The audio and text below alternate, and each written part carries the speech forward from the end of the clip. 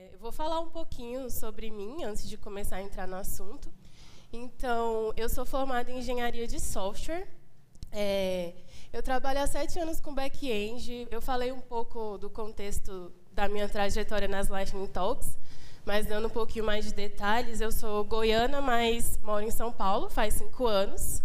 E eu fiz graduação na UNB, em Brasília, né?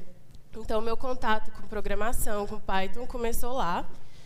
Na UNB tem muito laboratório de pesquisa, eu comecei a estagiar lá com Python, com projetos de código aberto, muito com o governo também. E aí eu fui conhecendo Python, código aberto, a comunidade, me apaixonando naquela época, assim. E aí comecei a frequentar as comunidades lá, PyLadies, Python Cerrado, até que o Ministério da Cultura acabou, que era onde eu trabalhava, né? Eu trabalhava num laboratório de inovação lá. Inclusive, o Deco, que está fazendo outra palestra agora, foi o meu primeiro líder lá no Ministério. E lá a gente trabalhava com Django, um projeto de código aberto. Aí o Ministério acabou, eu vim para São Paulo trabalhar na ThoughtWorks. E eu fiquei 4 anos lá, trabalhei um pouco com Java, infelizmente, trabalhei com Python também. E aí, agora, já tem uns 4 anos que, infelizmente, eu não estou trabalhando mais com Python, mas, igual a Thalita falou no keynote dela, apesar disso, eu continuo apaixonada pela comunidade. E participei da organização aí das edições online durante a pandemia, e agora eu estou ativa ali mais presencialmente em São Paulo, nas PyLadies e na organização do ano que vem. Fora da parte técnica, eu tenho umas 20 personalidades e um hobby para cada uma. Então, eu faço polidense, faço piano. Não achem que eu toque bem, eu sou igual a Thalita nisso também, de mediocridade. Eu faço 20 coisas de forma medíocre. Gosto muito de arte, música, cinema, esportes também, gosto de Fórmula 1, gosto de NBA. E natureza, que minha mãe é professora de geografia, e eu sou do interior do Goiás, então eu cresci muito indo em cachoeira, indo em caverna. É uma coisa que eu gosto bastante. Entrando um pouco no que a gente vai falar hoje, a gente tem uma agenda bem concisa aqui, que é falar de ADRs, né?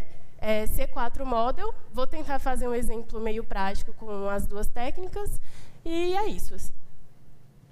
Eu esqueci de colocar meu timer. Contextualizando ADR, a sigla vem de Architectural Decision Record, que eu traduzi aqui como Registro de Decisão Arquitetural, e é literalmente isso, é um documento para você registrar o contexto de uma tomada de decisão, quais as causas, né, por que foi escolhido daquele jeito, e quais as consequências que o time, a empresa vai ter quando você toma aquela decisão. E aí, tipo, talvez vocês se perguntem, para que fazer isso? Muita burocracia. E aí eu coloquei aqui. Uma coisa que eu acho importante é não depender de memória. Por quê? Aconteceu muito comigo, não sei com vocês, de você chegar num time, ter um código ou uma parte da arquitetura que alguém quer mudar, mas aí o pessoal fica, mas será se pode? Por que está desse jeito? Não tem mais ninguém do time que estava na época que foi implementado, então fica aquela coisa meio Jenga ali, ninguém sabe que se tirar uma peça vai quebrar tudo. E aí, se você tem uma tomada de decisão documentada, você consegue revisitar isso e ver, né? Foi decidido por causa disso daqui, essas opções aqui foram consideradas, e aí você consegue ter mais segurança para tomar essas decisões de mudar. E tem contextos que envolvem até legislação, né? No contexto que eu estou trabalhando atualmente, de biometria facial, a gente tem muita legislação envolvida. Então, tem mudanças que não podem juridicamente ser feitas, né? E se você registra aquilo ali, você tem essa informação para todo o time. Outra coisa que eu coloquei é apoiar novos membros do time. Porque tem muito time que chega alguém, joga o desenvolvedor lá e fala nada, né? E aí, quando você tem uma ADR, você consegue usar isso até como material de onboarding para novas pessoas. E aí, essas pessoas conseguem ler esses documentos e entender por que a arquitetura é daquele jeito, se tem uma ferramenta, por que ela foi escolhida, e até sugestões novas, né? Porque, às vezes, a gente chega e quer, por que usar essa ferramenta e não aquela? E alguém já pensou nisso, alguém já analisou aquela ferramenta e tem um motivo para ser ela e não aquela. E aí você tem uma ADR e você fala, é por isso daqui. A gente já analisou, já viu que é ruim, ou até assim, nessa época era ruim, mas agora isso aqui já foi arrumado E a gente pode, sim, ir nessa outra opção que no passado foi desconsiderada, por exemplo. Outro ponto que eu coloquei é direcionar a tomada de decisão técnica. Porque isso foi uma coisa que eu tive muita dificuldade, assim, tipo, vou sentar numa reunião com 10 pessoas, 5 tá dormindo, não está nem prestando atenção, as outras 5, cada uma tem uma opinião, e aí a dificuldade de entrar num consenso, o que é a melhor opção. E eu acho que tendo o ADR, você consegue elencar ali prós e contras e direcionar a sua tomada de decisão com base em fatos, né? Tipo, isso daqui são os prós, isso daqui são os contras, esse aqui é o custo, o que é melhor? É isso daqui. E aí eu acho que torna a tomada de decisão menos prolixa. Deixa eu tomar uma água aqui rapidinho. E aí, falando do que eu acho importante em um ADR, né? Eu peguei essa referência desse artigo, desse site, que eu concordei bastante na minha experiência, fez sentido, que é basicamente um título, né, o que você está decidindo, o contexto e o problema que você quer resolver com aquela decisão, quais as opções consideradas, a decisão tomada com justificativa e as consequências, né? A gente decidiu isso daqui e agora. E essa parte da decisão tomada com justificativa eu acho muito importante, porque muitas vezes a gente vai escolher uma opção que tem lados negativos. E é legal você ter documentado, tipo, a gente escolheu isso daqui, apesar desses lados negativos, por causa disso, disso e disso. Porque se um dia alguém reclamar também que foi escolhido daquela forma, você tem documentado por que foi, quem estava envolvido. E aí, a carinha de um ADR vai ser mais ou menos essa daqui. Eu fiz um templatezinho bem básico, né? O contexto, com a descrição do contexto em que a decisão foi tomada, com o caso de uso e o problema enfrentado. Eu gosto de fazer uma tabelinha assim, de prós e contras e uma estimativa de custo, tanto financeiro quanto, eu vou precisar de muitos desenvolvedores ou de muito tempo. E eu acho que essa tabelinha dá uma visualização bem fácil e rápida, assim. A decisão tomada, com a descrição da opção escolhida, quais motivos foi escolhido, quais qualidades aquela opção vai entregar, as desvantagens e por que a gente escolheu ela apesar disso, e quais as consequências, né? Quais os próximos passos, a gente precisa comunicar alguém dessa decisão, vai ter que ter alguma mudança na companhia, no time, nos processos ou nas ferramentas que a gente usa. E eu peguei um exemplo de um ADR real que eu fiz num time há um tempo atrás, que a gente estava tendo commit de segredos em repositório, que basicamente você tem chaves de API ou senhas sendo commitadas, e aí a gente estava querendo colocar uma ferramenta de pré-commit, né, para ser executada antes da gente commitar esse código no repositório e publicar aquele segredo ali. Então, eu peguei essas 5 ferramentas, tem um contextinho ali falando isso que eu falei, né, para prevenir segredos de serem expostos no repositório. O ADE vai tentar fazer essa análise das ferramentas, que também poderão ser usadas em pipelines, né, para bloquear que segredos sejam publicados assim. E aí tem uma descrição de cada uma. Está em inglês, porque na época a empresa passava por uma auditoria da AWS, eles viam os ADRs, então a gente fazia em inglês. E aqui tem alguns prós e contras que foram analisados na época, né? Tipo, facilidade de instalação, suporte para AWS Secrets, porque lá, como usava AWS, era muito comum ter o padrão de segredo da AWS commitado no repositório. Então, era uma vantagem se a ferramenta conseguisse detectar esses segredos também. Se permitia... Eita! Voltou. Se permitia customização, então, se você quer colocar... Você tem senhas com um padrão muito específico e você quer colocar uma customização para a ferramenta detectar esses segredos. Manutenção, né, se tem uma manutenção ativa, biblioteca ou não. Se os algoritmos de detecção de segredos eram muito básicos, coisas do tipo. E aí eu acho que esse padrão fica bem em conformidade com esse frameworkzinho, que Ter o caso de uso ali, que é basicamente os desenvolvedores comitando o código. A preocupação, que é os segredos expostos. Tem a opção que foi decidida e as outras que ficaram de lado, né? Que aí vai ficar na decisão. Aqui fica bem claro quais as qualidades que cada opção entrega. Então, se você falar, eu escolhi o Detect Secrets, já está aqui quais as qualidades que ele entrega. Quais as desvantagens que a gente está aceitando também.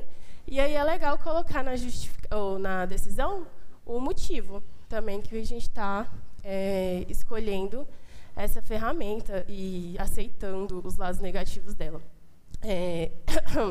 No caso de custo, aqui está tudo igual, mas se você tem um custo diferente, eu acho que é algo importante também de colocar. Assim, a gente está escolhendo, por exemplo, essa daqui.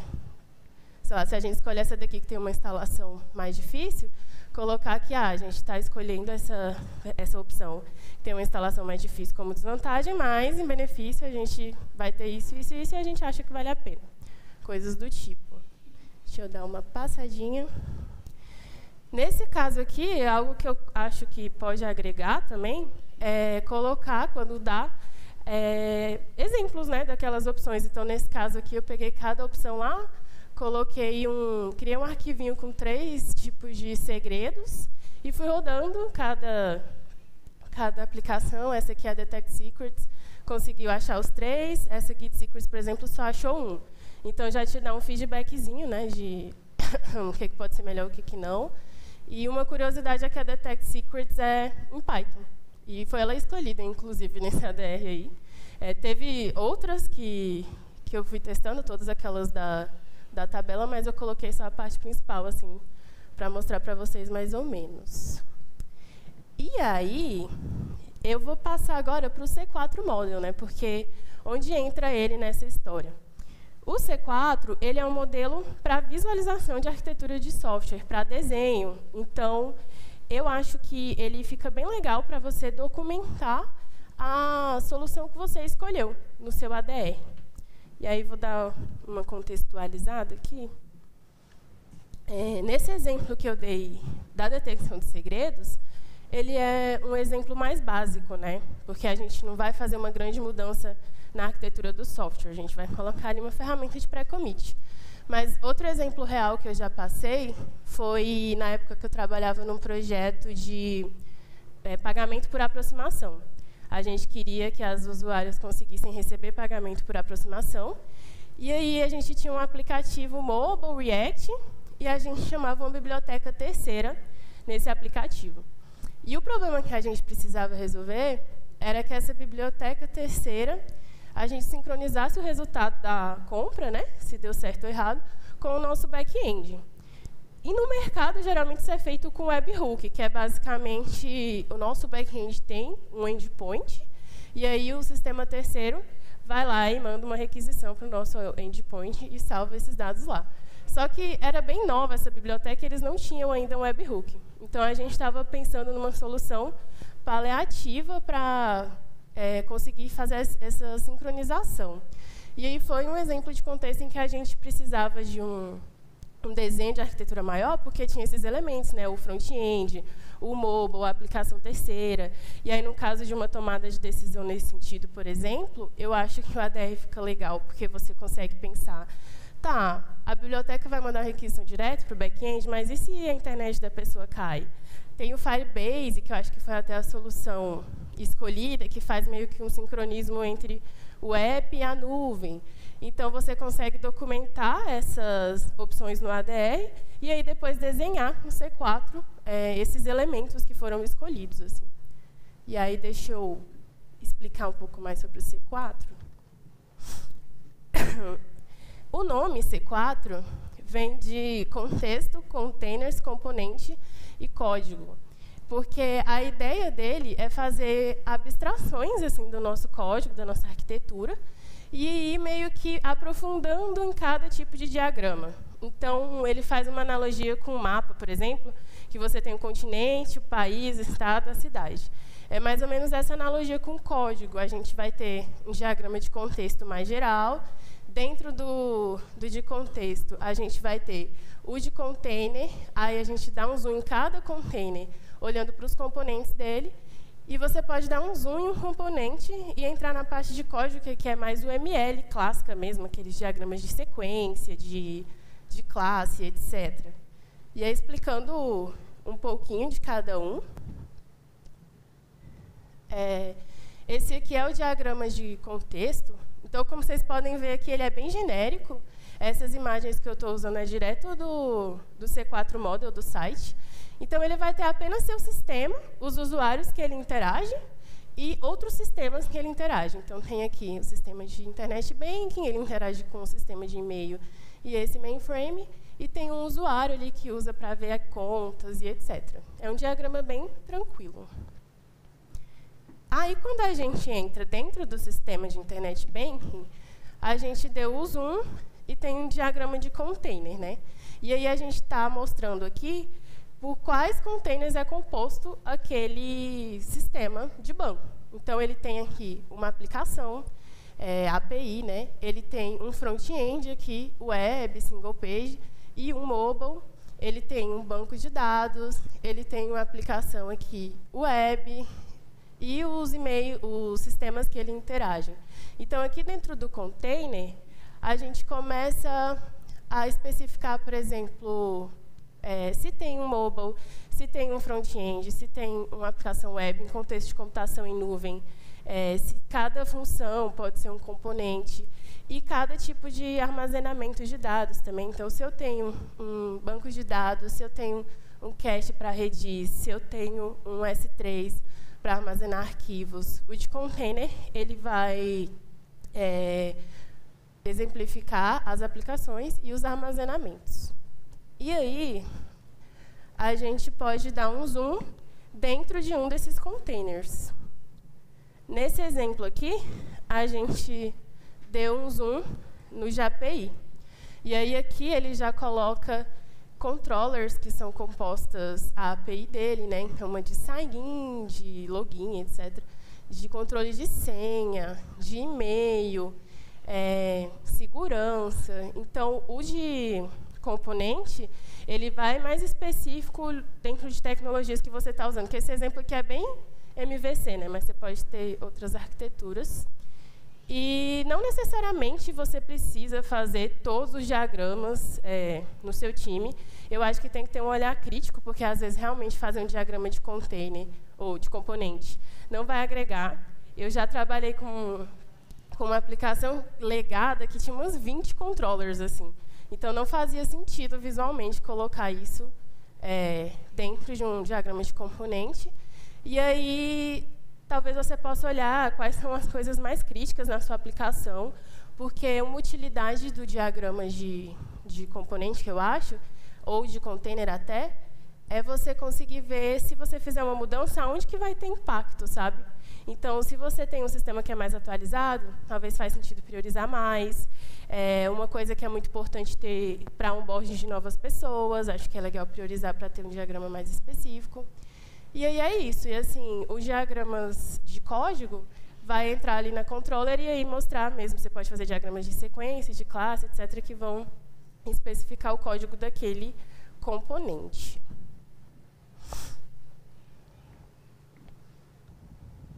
Que é esse aí. Só dando um exemplo. E aí eu queria pensar um exemplo junto com vocês.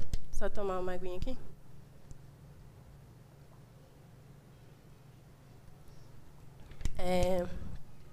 Eu criei meio que um contexto fictício aqui, onde uma companhia precisa de um chat para atendimento dos clientes, que precisem de suporte em algumas de suas compras. Quando eu pensei nesse contexto, eu estava pensando numa coisa meio e-commerce, que você compra e aí você tem que abrir ali um chat para falar de uma compra específica. E aí o chat tem que ter os seguintes requisitos. Vai ser sempre um único atendente e um único cliente, que geralmente é assim, né? O cliente deve conseguir ver o histórico de chats para cada compra e deve ser possível que o cliente envie imagens para mostrar que teve um problema ali no seu pedido. Então, dando uma pensada nesse exemplo, Para o diagrama de contexto, que é aquele primeirão, eu consigo pensar nisso daqui, né? Que são 2 usuários, cliente e atendente. A gente tem um sistemão, que é nosso sistema de chat. Não pensei em outros sistemas que ele vai interagir, mas se a gente pôr requisitos de e-mail, etc., podia ter outros aqui. E o cliente vai enviar e receber mensagens através desse sistema. Se a gente der um zoom aqui, a gente vai para o diagrama de container. Então, a gente vai mostrar aqui o que vai ter dentro desse sistema de chat. A primeira coisa que eu pensei foi um front-end, não especifiquei aqui, vai ser React, vai ser, não sei, que provê a tela para chat e para o histórico lá, que coloquei como requisito, né, ver o histórico das conversas. E aí, esse front provavelmente vai precisar comunicar com uma aplicação web para gerenciar essas conexões e também esses dados, né, tipo salvar em algum lugar, já que a gente vai precisar obter em algum momento. E como falamos aqui de salvar em algum lugar para obter em algum momento, a gente vai precisar de um banco de dados para armazenar os dados desse chat. Outra coisa que eu pensei foi num lugar para armazenar essas imagens que são enviadas, porque provavelmente a gente não vai armazenar nosso banco de dados. A gente pode colocar no S3 da vida, um bucket, e armazenar só as URLs e obter as imagens mesmo ali. Então, isso é um exemplo de diagrama de container que eu acho que poderia compor ali mais ou menos o nosso sistema de chat. E aí, o ADR poderia entrar, por exemplo, para a gente pensar nessa aplicação web. Porque como que ela vai gerenciar essas conexões, né? Então, a gente poderia pensar no short polling, que eu acho que é a implementação mais básica, né? A gente vai de 5 em 5 segundos lá, ver se tem uma mensagem. Mas não é uma opção tão boa, porque a gente vai fazer um monte de requisição desnecessária quando não tem mensagem, né? Então, coloquei um contra aí, só que é bem simples de fazer, tem esse pró. A estimativa para implementar é baixa por causa disso. Outra opção, por exemplo, é um long polling, que aí a gente faz umas requisições também frequentes, mas com intervalo de tempo maior, que a gente fica esperando se tem resposta. Se tem resposta, a gente encerra a conexão e cria uma nova. E se não tem, né, vai dar um timeout em algum momento. Então, ela vai reduzir o número de requisições, só que ainda vai fazer requisições necessárias, e ela requer essa lógica de tratamento de timeouts. Então, é uma opção aí de custo moderado, porque adicionou essa complexidade aqui, mas a gente teve um ganho ali na redução no número de requisições de polling. E tem o WebSocket, né, que é comunicação bidirecional, em tempo real. Então, a gente não teria essas requisições necessárias, mas é uma opção mais complexa de implementar. Então, aqui seria muito de contexto, né? Assim, a gente tem muito desenvolvedor, muito dinheiro, e é muito importante para a gente que a experiência do usuário seja mais fluida e dinâmica. A gente vai escolher o WebSocket. E aí, lá na nossa parte de decisão, a gente coloca isso bem definidinho, né? Tipo, escolhemos o WebSocket porque temos recursos, tanto de financeiros como pessoas disponíveis para desenvolver, e a experiência do usuário é muito importante para nós. Mas, se não, dado que é um chat de atendimento ao cliente, não é um WhatsApp, um Telegram, talvez a escolha pudesse ser também um short polling, tudo bem. Então, vai muito de contexto, o importante é a gente documentar essa decisão com o motivo que ela foi escolhida e quais os prós e contras que a gente está ganhando e perdendo ali com ela. E aí, eu coloquei aqui meio que um diagrama de componente bem simplificado, colocando uma das opções, né, que é, a gente tem o WebSocket para fazer esse gerenciamento de conexões, e eu coloquei aqui uma REST API para a parte de banco de dados, porque para fazer o histórico, né, para retornar as mensagens já criadas, a gente não precisa de uma requisição, de uma conexão bidirecional. Então, a gente podia compor a nossa aplicação web com 2 APIs, uma de WebSocket para suprir a necessidade do chat ali, e outra com uma REST API para suprir a parte de históricos, por exemplo. E aí, tudo isso, esses diagramas que vocês viram, eu fiz com código. Então, uma forma que tem é o Structurizer, que é do próprio criador do C4 Model, Simon Brown. Então, ele tem essa linguagem específica dele, que foi a que eu usei para criar o diagrama que vocês viram. Mas ele também tem o PyStructurizer, que você pode escrever em Python, por exemplo. E eu coloquei aqui um editorzinho online que ele tem, que foi onde eu fiz, né? Então dá para você fazer online e tudo mais. E tem muitas opções de diagrama S-Code, assim como código. Tem o Plant.uml também, que acho que é bem conhecido, porque ele é usado para outros diagramas de UML clássicos, tipo diagrama de sequência, etc. Esse é meio que o mesmo, só que eu coloquei a aplicação web lá, né? Diagrama que eu fiz no Structurizer, só que no Plant. Então, a estética dele é um pouco mais feinha, mas é bem completo também. E ele também tem uma interfacezinha web para você editar. Ela é mais ruinzinha, assim, mas dá para sobreviver.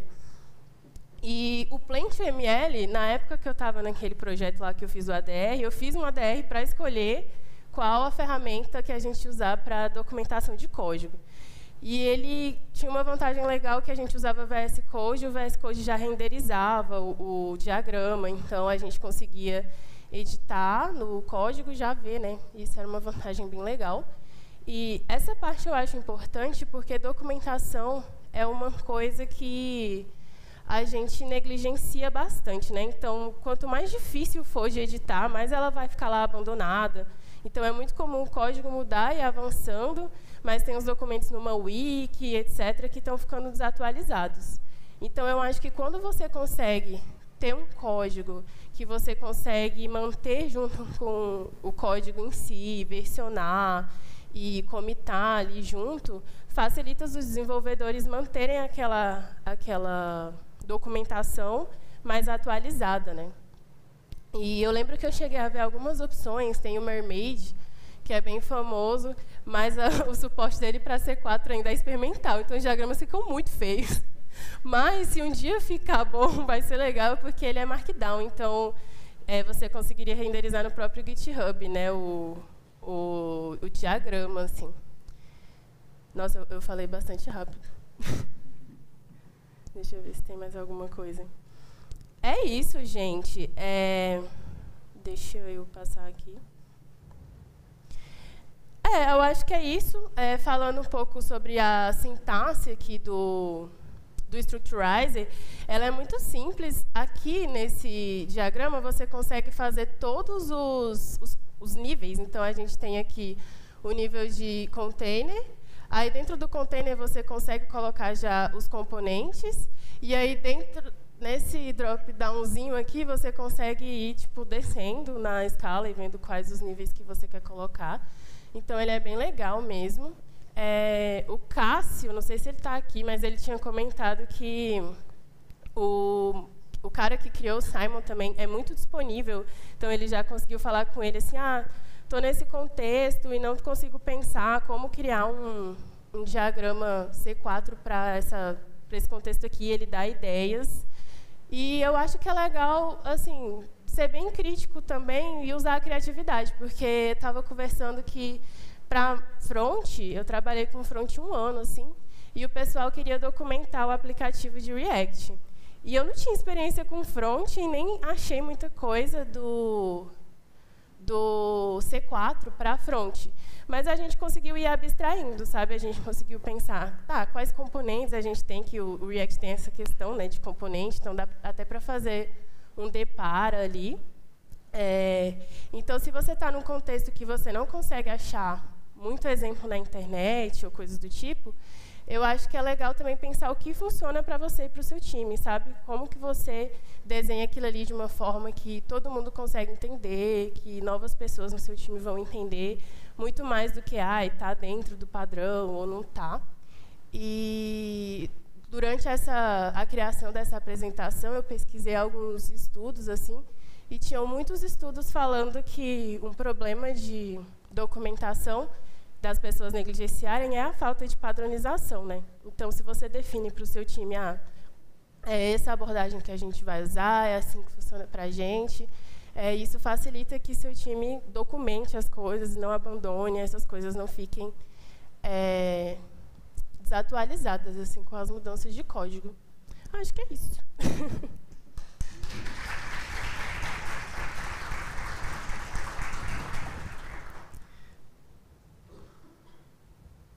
Alô, Isa, parabéns pela palestra, foi muito boa.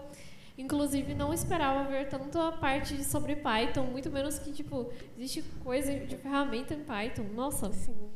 Surpresa. Alguém tem alguma dúvida para Isa? Opa, peraí.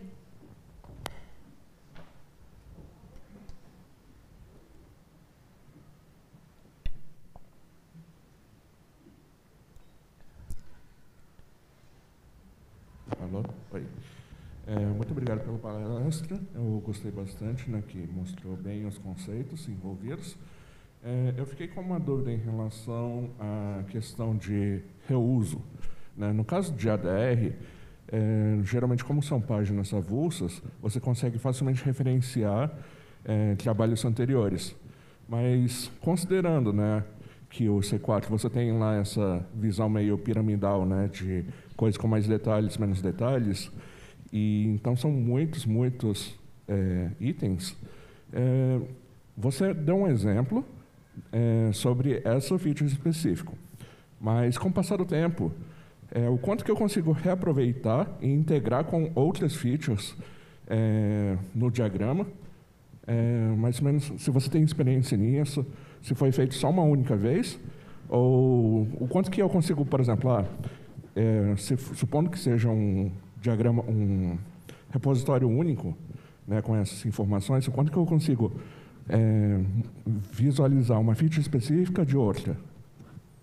Boa. Eu passei por esse problema, sim, porque, às vezes, em sistemas reais, eles têm, sei lá, 50 funcionalidades, né? E aí é meio difícil você colocar todos os sistemas que estão envolvidos naquela funcionalidade em um diagrama só. Uma estratégia que a gente usou já foi de fazer por fluxo. Então, por exemplo, eu tenho na minha API um fluxo de onboarding, de cadastros. Você coloca lá onboarding, e aí você faz o diagrama genérico, beleza, para todos, mas aí o de componente, o de container, você faz específico para o fluxo de onboarding, só com as aplicações que envolvem esse fluxo, sabe? E outra pastinha para a parte de outro fluxo de jornada de usuário, assim. Funcionou bastante. E aí, como você versiona, você consegue também, né, vir nos commits anterior, as mudanças que teve. Então, é uma sugestão, assim, funcionou bastante para mim nesse formato. Beleza?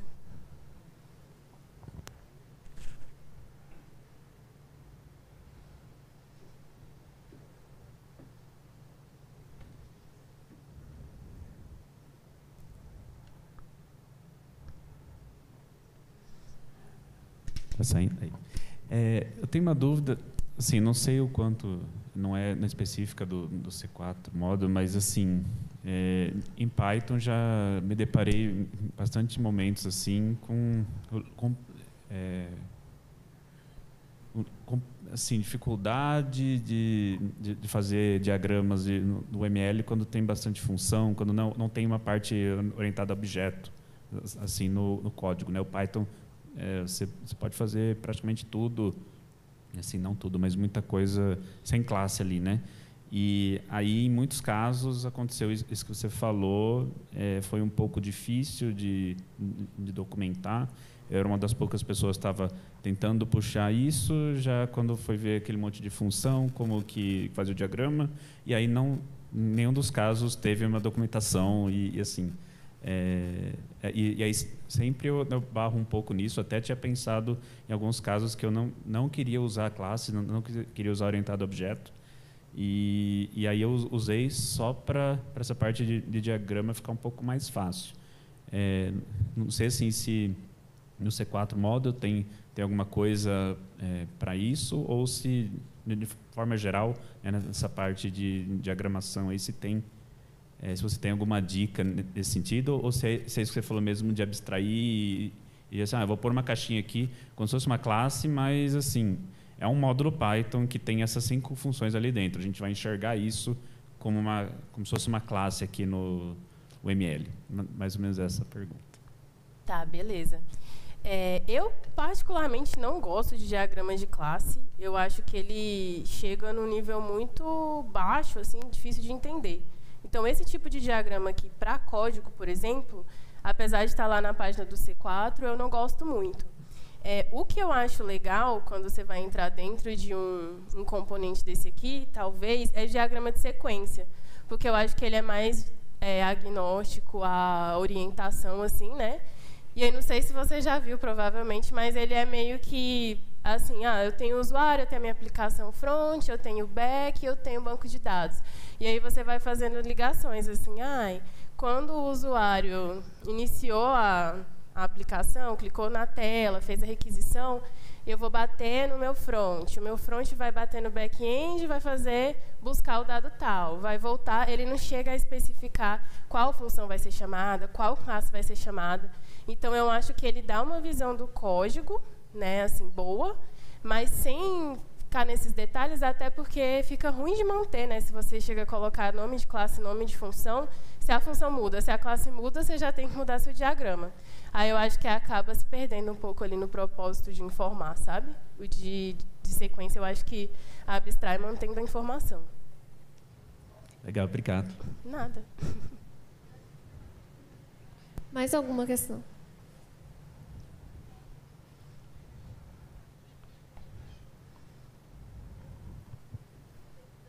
Teste. Uma dúvida que eu tenho é, esses documentos de decisão de arquitetura, eles são complexos, feitos com calma, e provavelmente eles não são feitos dentro de uma reunião com 10 pessoas, como você falou. Mas o que acontece nessa reunião de 10 pessoas? Porque muitas vezes a gente chama uma reunião para tomar alguma decisão. E ali que, tipo, meio... Eu, por exemplo, já fiz uma ata de reunião para falar, beleza, a gente discutiu isso, isso, aquilo, a gente tinha essa e essa ferramenta e colocou esses prós e contras e ficava para um momento depois de alguém, eu, no caso, escrever com mais calma e passar num segundo momento para todo mundo ver assincronamente se fazia sentido aquela decisão e bater o martelo no final. Aí minha dúvida, no geral, é como que você faz ou já fez essas decisões, essas tomadas de decisões aí, essas escritas disso, se foi esse mesmo fluxo, ou se não, ou como acontece? Tá, beleza. Eu acho que quando é uma decisão que já tem algumas opções em mente, uma coisa mais estruturada, eu gosto de usar o ADR no modo mais rústico, assim, vai ficar uma coisa que vai ter que refinar depois, mas assim, você está lá dentro facilitando uma reunião. Fulano deu uma sugestão tal, você já coloca essa sugestão aqui. E aí já facilita a reunião pensando, quais os prós e contras dessa sugestão? Alguém deu outra ideia, você já anota também e já tenta direcionar para colocar esses prós e contras. Eu acho que quando é uma reunião mais estruturada assim, dá para usar e provavelmente vai ficar meio bagunçado e depois você só dá uma organizada. Mas tem reuniões que eu acho que são mais brainstormings, assim, né, que a gente ainda não tem muito noção direito de quais são as opções. E aí eu gosto de usar cerimônias mais livres mesmo, assim, por exemplo, você fazer uma sessão só para a galera colocar cards com ideias no board, assim, e aí pegar um time box para isso, outro time box para pegar, beleza, vamos votar aqui quais vocês acham que são as mais promissoras. As que mais ganharam votos a gente discute, sabe? Eu gosto de usar umas técnicas de facilitação, assim, só para a galera não ficar muito perdida e tudo mais. Mas eu sigo mais ou menos essas duas abordagens, assim. Não sei se ajudou, mas é isso aí. Mais alguém tem alguma pergunta? Bem, então, Isa, muito obrigada pela sua palestra. Foi realmente maravilhosa. Eu adorei, ainda mais que as outras pessoas já fizeram as perguntas que eu queria fazer. Obrigada. Esses são seus brindes de palestrante. Ai, que chique.